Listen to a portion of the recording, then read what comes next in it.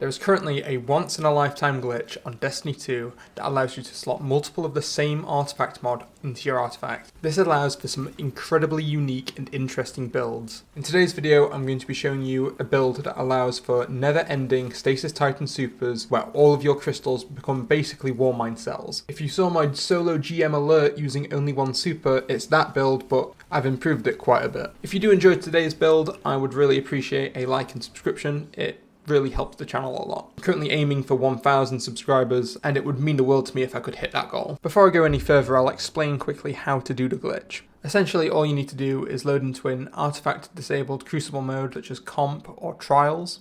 Once you're in the match, you can mix and match your artifact mods, apply duplicates. You can't apply ones from like tier 3 into a tier 2 slot or a tier 1 slot. It does mean you can have 7 duplicates of a tier 1 mod, 5 duplicates of a tier 2 mod, or 2 duplicates of a tier 3 mod. So here's the subclass setup. The only things that really matter here are the jump, which is really just whichever one you're most comfortable on.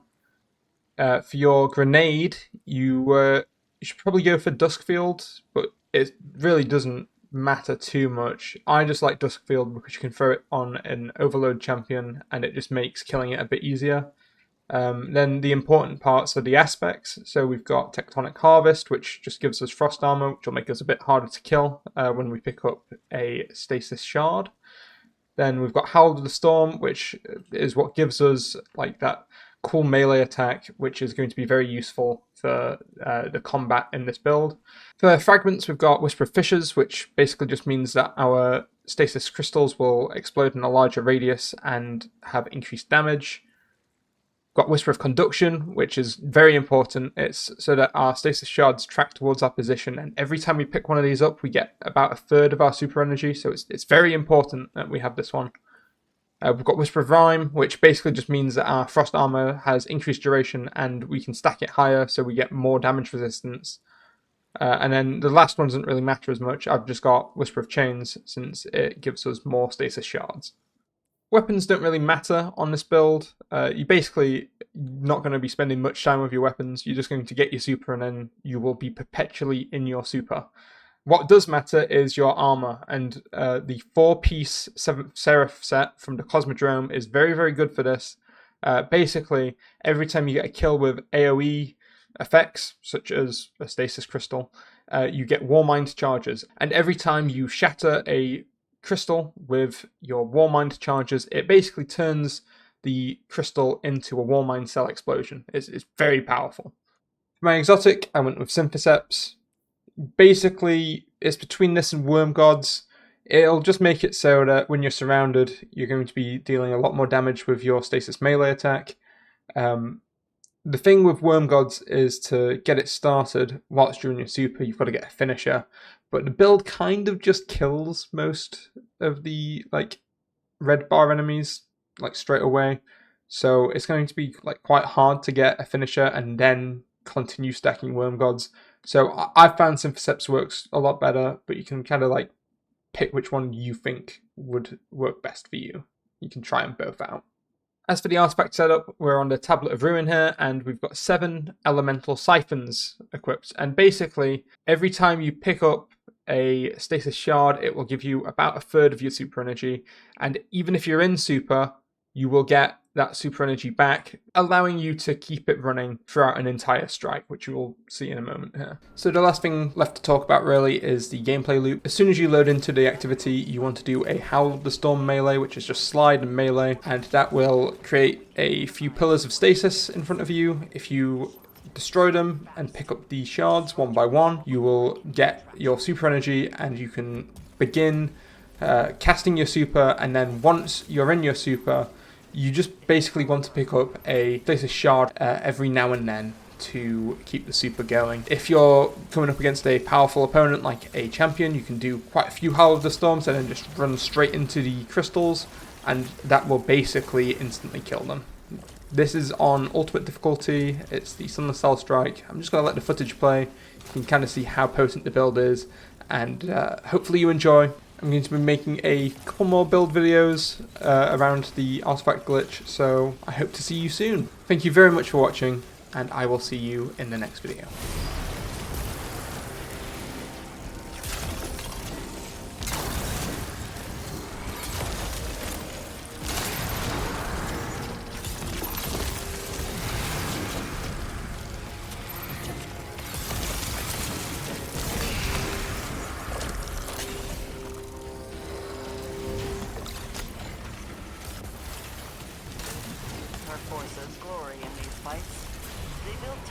in battle, not only victory.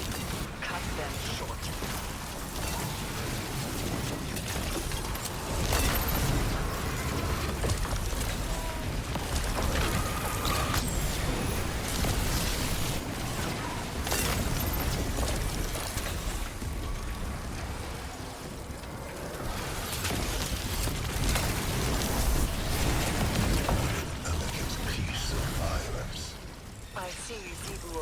Ritual proceeds apace.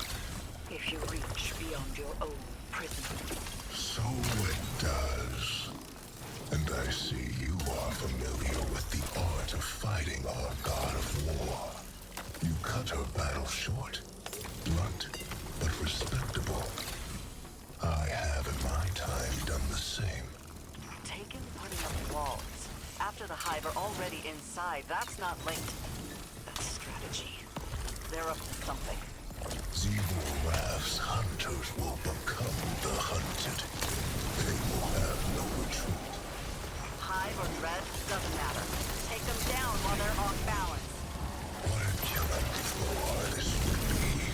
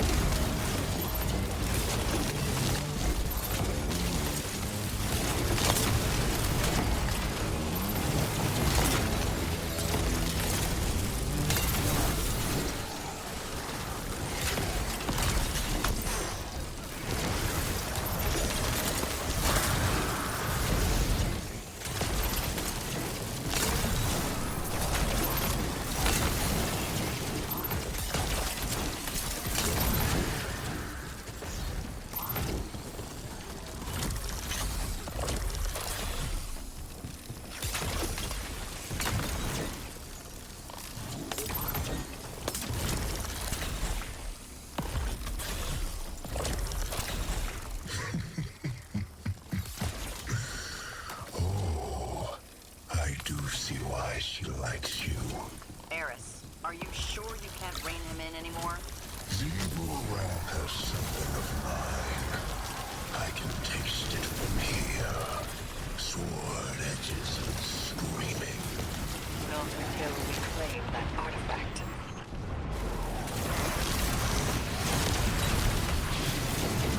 Nothing more than pockets of battle here. You must keep going deeper still.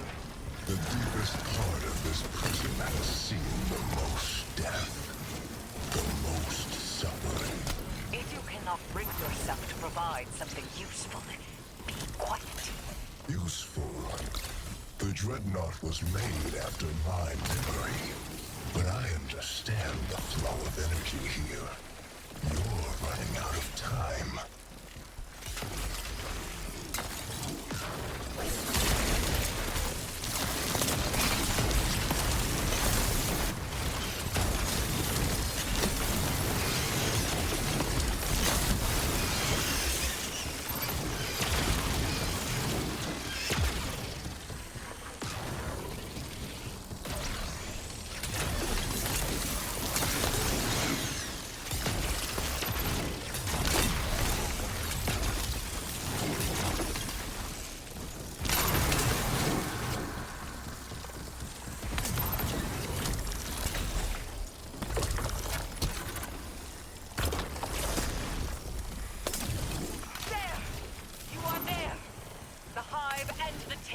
And the ritual between them. The hilt of the Willbreaker. Like the relic of a brother's sword, Zebu Aram would cleave the Dreadnought from my throne. You need that hilt. Guardian, get shooting. You treat the Taken as something apart from the Hive. They do have other species among their number, but it was I who made them. They are Hive, and their newfound curiosities serve me well.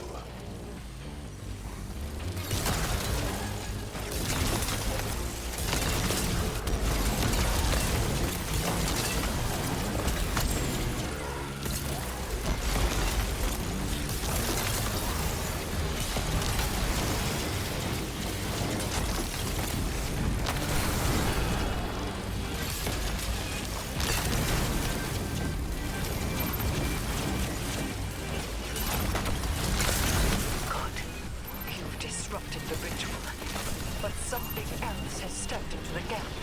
This is not my taking. Knife of my slaying. To arms. You have no authority here. What matters is that taking it down won't empower Zebu Aram, right? Then we cut the chatter.